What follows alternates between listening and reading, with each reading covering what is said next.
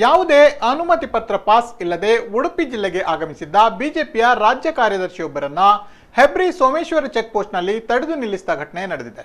BJP ರಾಜ್ಯ ಕಾರ್ಯದರ್ಶಿ ರಾಘವೇಂದ್ರ ಶೆಟ್ಟಿ ಉಡುಪಿಗೆ ಯಾವುದೇ ಅನುಮತಿ ಇಲ್ಲದೆ ಗುರುವಾರ ಸಂಜೆ ಸೋಮೇಶ್ವರ ಚೆಕ್ ಪೋಸ್ಟ್ಗೆ ಬಂದಿದ್ರು.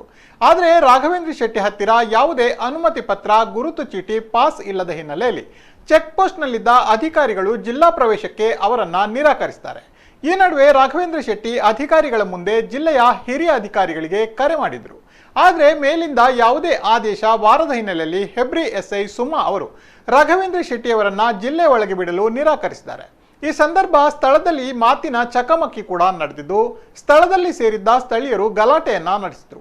ಅಧಿಕಾರಿಗಳು ಉಡುಪಿ ಜಿಲ್ಲೆಗೆ ಪ್ರವೇಶ ನಿರಾಕರಿಸಿದ ಹಿನ್ನೆಲೆ ರಾಘವೇಂದ್ರ ಶೆಟ್ಟಿ ಗುರುವಾರದಿಂದ ಶುಕ್ರವಾರ ಸಂಜೆವರೆಗೂ ಚೆಕ್ ಪೋಸ್ಟ್ನಲ್ಲೇ ಉಳಿದಿದ್ರು.